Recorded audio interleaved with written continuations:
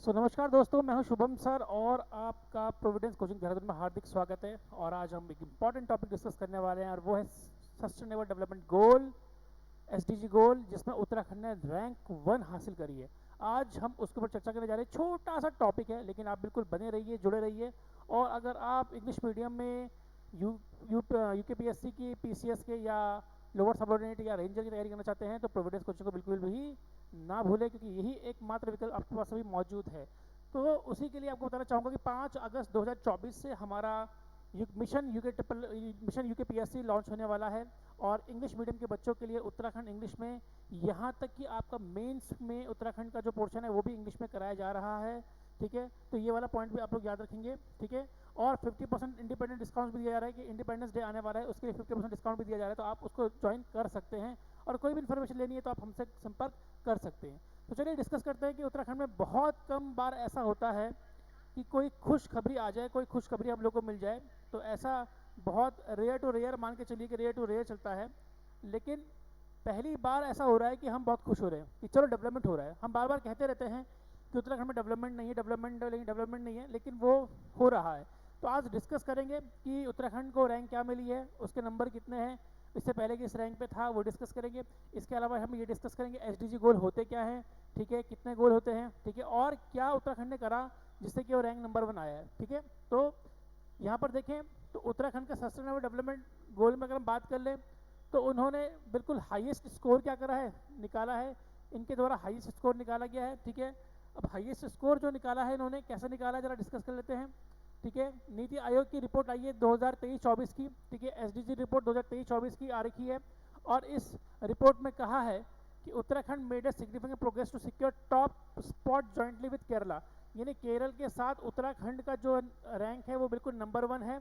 ठीक है, और उत्तराखंड एंड केरला स्कोर 79। तो यहाँ पर ये देखने को इम्पोर्टेंट हमारे पास है कि यहाँ पर उत्तराखंड का स्कोर जो है वो 79 है और नेशनल एवरेज स्कोर जो है वो कितना है, वो 71 है। तो हमने केरला के साथ बिल्कुल टॉप स्पॉट को हासिल कर लिया है।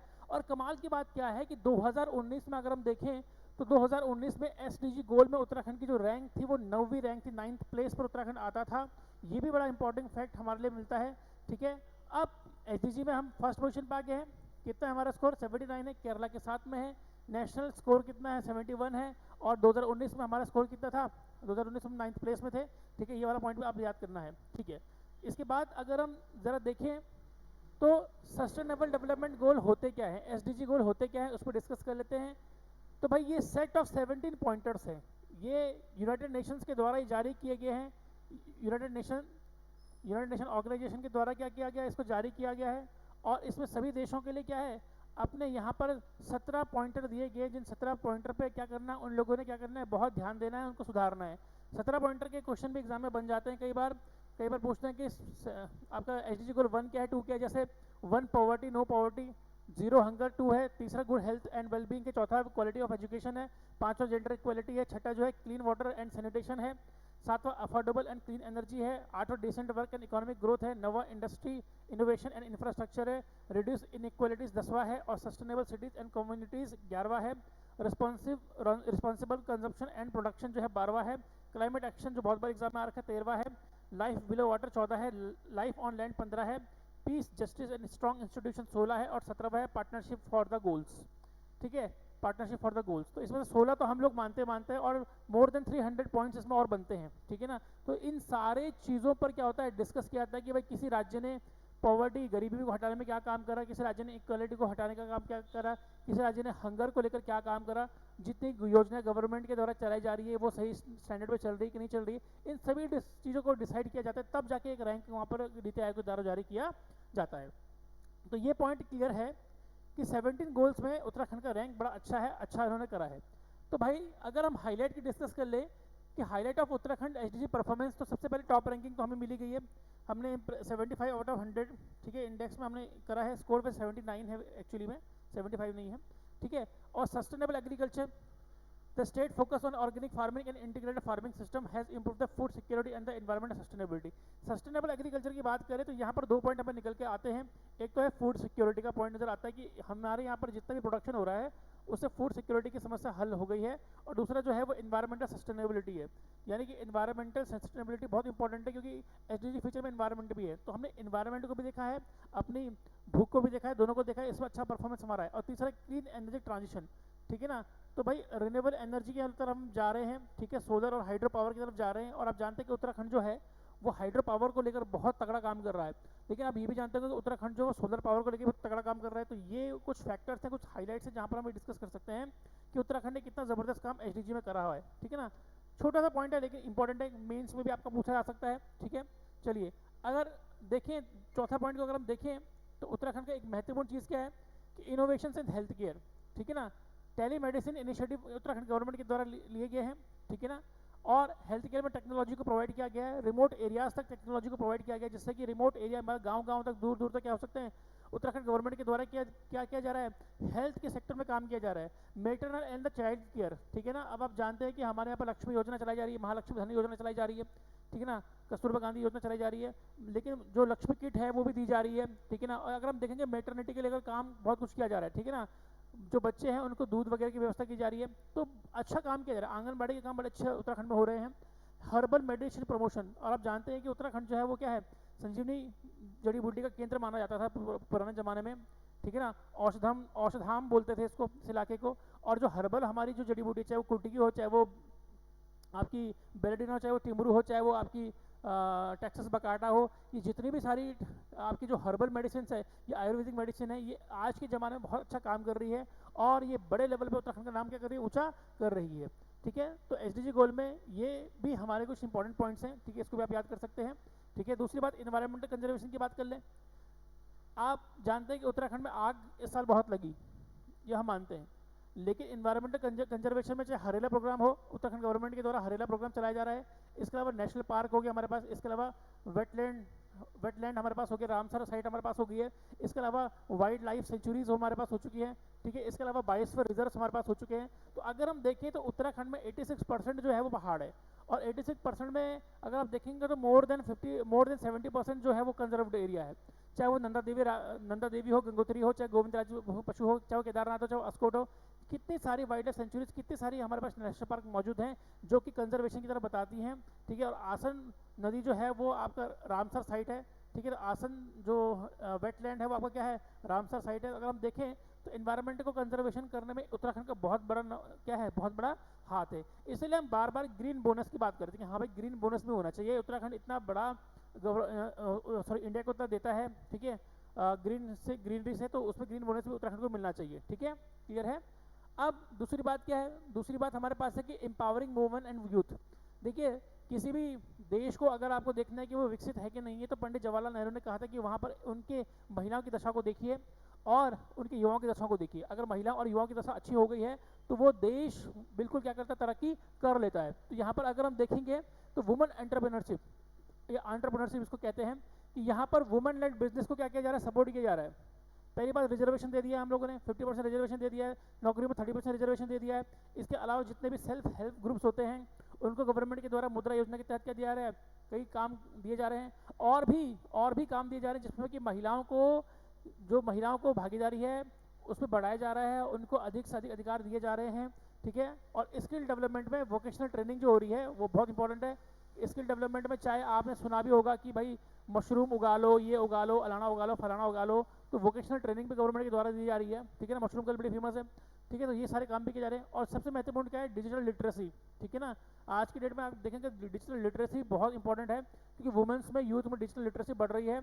लोग डिजिटली अपनी चीज़ों को समझ पा रहे हैं, सीख रहे हैं, और उससे क्या कर रहे हैं, ग्रोथ को आगे बढ़ रहे हैं। तो अगर हम देखें तो एम्पावरिंग वुमेन एंड यूथ एक बहुत बड़ा स्टांस रहा है इस एसडीजी गोल में, जिसने कि उत्तराखंड को बहुत प्रॉफिट करा है। अगला अगर हम देखें तो सबसे महत्वपूर्ण चीज़ क्या है कि हमारी जो है वो इंक्लूसिव डेवलपमेंट अप्रोच भी है। इंक्लूसिव डेवलपमेंट अप्रोच का मतलब क्या समझते हैं आप? इंक्लूसिव डेवलपमेंट अप्रोच का मतलब होता है टॉप टू बॉटम, और बॉटम में भी हर तबका, टॉप में भी हर तबका, यानी सब लोगों को मिलाकर चलने वाली बात कर कहती है। हम लोगों के यहाँ पर क्वालिटी एजुकेशन है, उत्तराखंड जो है क्वालिटी एजुकेशन जाना जाता है, और गवर्नमेंट के द्वारा जितनी पॉलिसी चलाई जा रही हैं, ठीक है, समग्र शिक्षा अभियान हो गया, ठीक है, ये सारी चीज़ें चलाई जा रही हैं। गवर्नमेंट में काफ़ी एनजीओज भी क्या कर रहे हैं, काम कर रहे हैं, वहाँ पर भी बहुत सारी चीज़ें गवर्नमेंट क्या कर रही है, प्रोवाइड करवा रही है, एनजीओ के माध्यम से प्रोवाइड करवा रही है। तो खुद भी काम कर रही है शिक्षा के क्षेत्र में, ठीक है। वाटर एंड सैनिटेशन, ये बहुत बड़ा काम चला है इस समय पर। वाटर एंड सैनिटेशन की बात कर लें तो भैया पानी और सफाई, इसको लेकर उत्तराखंड बहुत बड़ा काम कर रहा है, ठीक है ना। और पॉवर्टी एलिवेशन, तो कई सारे काम यहाँ पर चलाए जा रहे हैं, ठीक है ना।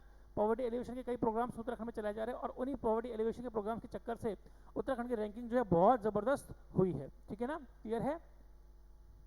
अच्छा, सबसे महत्वपूर्ण चीज़ क्या होती है कि प्रोग्राम्स चले लेकिन गवर्नमेंट ही खराब हो तो फायदा क्या रहेगा।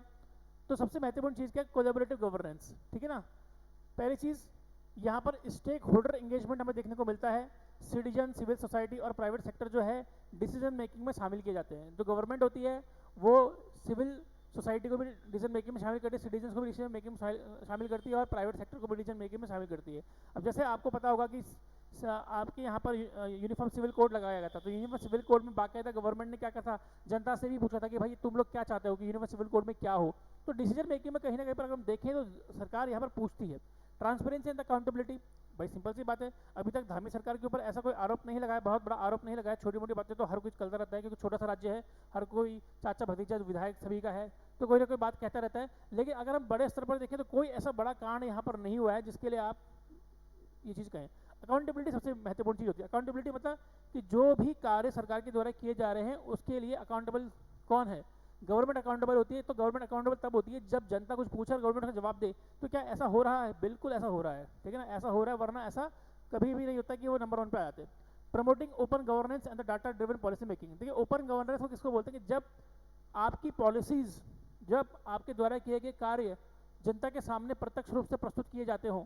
तो अगर आपकी पॉलिसी मेकिंग में ट्रांसपेरेंसी है, आपने कोई पॉलिसी बनाई, आपने कैबिनेट की बैठक करी, कैबिनेट की बैठक में आपने क्या निर्णय लिया, उन निर्णय को आपने लोगों के बीच में पहुंचाया, और लोगों के बीच में पहुंचाने के बाद आप लोगों ने क्या करा कि अपनी पॉलिसीज को लोगों को बताया कि हाँ भाई पॉलिसीज इस प्रकार की हम बना रहे हैं, इस प्रकार की हम बना रहे हैं। आप विरोध कर सकते हो, आप समझा सकते हो, आप कुछ भी कर सकते हो, लेकिन अगर हम देखें तो कहीं ना कहीं पर हमें नजर आता है कि इन्होंने कि ओपन गवर्नेंस को क्या करा है, प्रमोट करा है। इंटर गवर्नमेंट कोऑर्डिनेशन, तो महत्वपूर्ण चीज़ क्या होती है कि जब गवर्नमेंट के लेवल्स होते हैं, है ना, ऊपर से लेकर नीचे का लेवल होता है। यानी अगर आप देखें गवर्नेंस का लेवल सीएम से लेकर ग्राम प्रधान तक और सचिव से लेकर बिल्कुल किस तक, पटवारी तक, अगर हम देखें तो कहीं ना कहीं गवर्नमेंट का लेवल होता है। तो यहाँ पर कोऑर्डिनेशन जो होता है सबसे महत्वपूर्ण चीज़ क्या है, कोऑर्डिनेशन। तो यहाँ पर उत्तराखंड गवर्नमेंट में हमको कोऑर्डिनेशन देखने को मिलता है। जो ऊपर की अप्रोच होती है जिसको हम बोलते हैं ट्रिकल डाउन, तो यहाँ से कोई डिसीजन लिया, ट्रिकल डाउन होकर कहाँ पर आया, नीचे तक आया।